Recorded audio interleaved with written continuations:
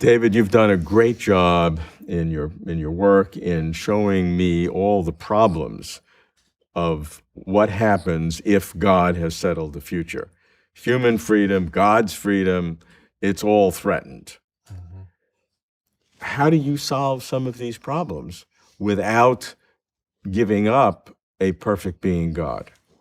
That's a tall order, but I can try to give a thumbnail sketch. In the case of what I call the problem of theological fatalism, the problem that divine foreknowledge raises for human freedom and God's own freedom, my inclination is to address that problem by rethinking what free agency involves.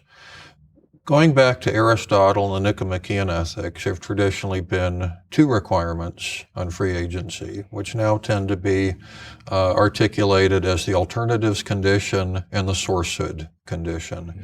And they've always been thought to go hand in hand. And I think The alternatives mean I could have done otherwise. Could have done otherwise, exactly. Right. And the sourcehood condition, that this has- is really my action. Yeah, it comes from me. right. The buck stops here. Right, I think okay. that's a good way of thinking Yeah, I about can it. understand how they'd be very similar. Yeah. And in most normal cases, when the one condition is satisfied, the other condition is satisfied. But there are some extraordinary cases, we may have to employ a little sci-fi to come up with them, in which it seems it can be pulled apart. And so-called Frankfurt-type counterexamples, I won't say anything about that now, but there's a whole literature on that tries to provide such cases.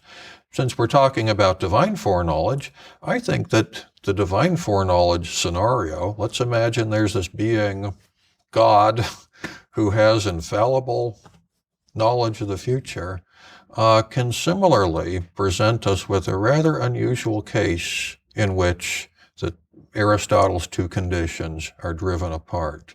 I think what we want to say about those cases, it'll take a lot of time to argue for it, but this is what I think. I got the time. Yeah. Let me hear it. Okay. I don't think you have that much time.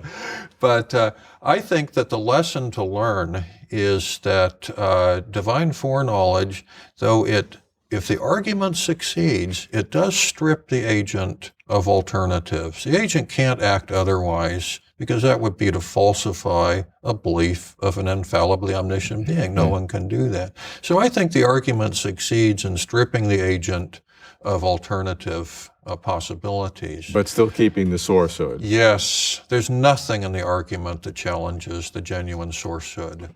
And so one way you can respond to the arguments, the way I do, is to say sourcehood, that condition on free will isn't challenged, it remains intact, and that might be enough for free will.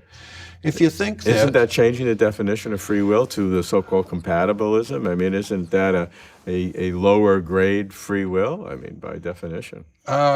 I hope not, because I'm not a compatibilist. I am an incompatibilist. It sounds like you are. Well, here's how I hang on to How are you not a compatibilist? Here's how I hang on to my incompatibilist credentials. The incompatibilist says that free agency is not compatible with causal determinism. So if I jettison the alternative possibilities condition, but I still have the sourcehood condition, as an incompatibilist, I have to hold that the sourcehood condition is not robustly satisfied if causal determinism is true. And the reason it's not robustly satisfied is if my actions can be traced back to prior conditions and those to prior conditions, and ultimately back to some time before I was even born, then as we follow the buck back to where it starts before it even exists.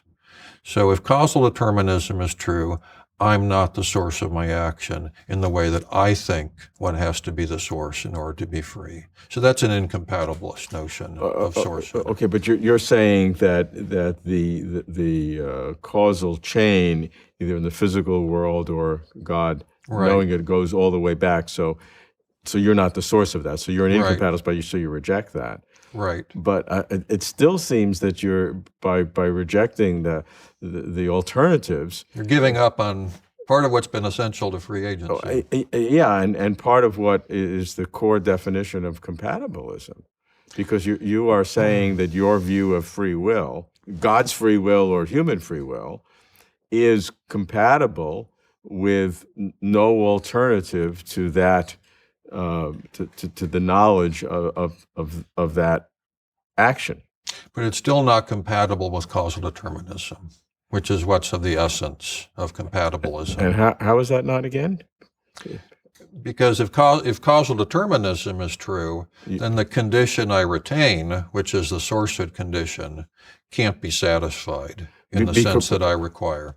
Because you had to have that chain going back. Yeah, the real source of my action isn't in me, but in conditions that obtained before I was born. And so that would apply in the case of divine foreknowledge more so than in the free will discussions independent of God, which are the determinism of the physical world, the initial conditions and the laws of physics would determine. Right. So in that case, you would reject that. If you had no God in your concept, you would not be a compatibilist in the atheistic world.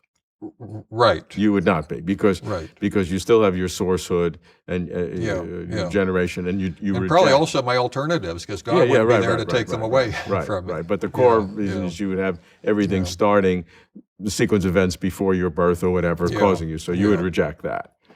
But in the case here, because you maintain it in the sourcehood yourself, you're willing to, by your fingernails, cling on to a free will. Yes. Now, here's how I would further defend myself. I am giving, you might say, well, this is a diminished view of free agency. Right. That's what you're asking me about, because I am giving up to God, one of the two. Yeah, exactly. But I see the relationship between sourcehood and alternatives as like the relationship between measles and red spots. Suppose that measles are always accompanied by red spots. I don't know if that's true, but let's imagine that it is. We can still imagine weird cases in which you can distinguish the measles, the underlying condition, what makes that measles from the red spots that are the symptom that always accompanies them. Think in the usual case, ordinary cases where we're not bringing in crazed neurophysiologists or God.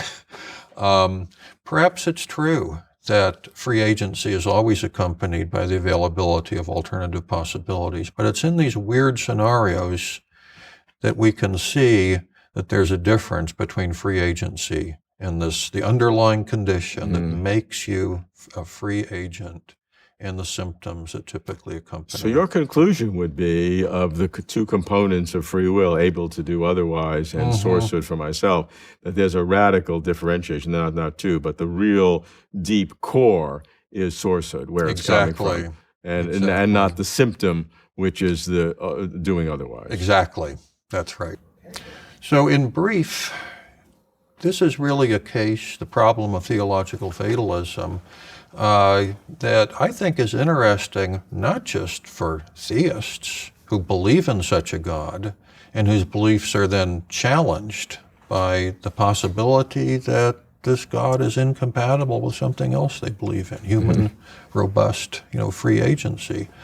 I think we can even treat it as a kind of thought experiment in which we learn something about human free agency. And I think that may explain why this argument has attracted the attention of many agnostic and atheist philosophy professors. It's really one of the great puzzles. And it wouldn't have this wide interest if it were really just a narrowly theological question.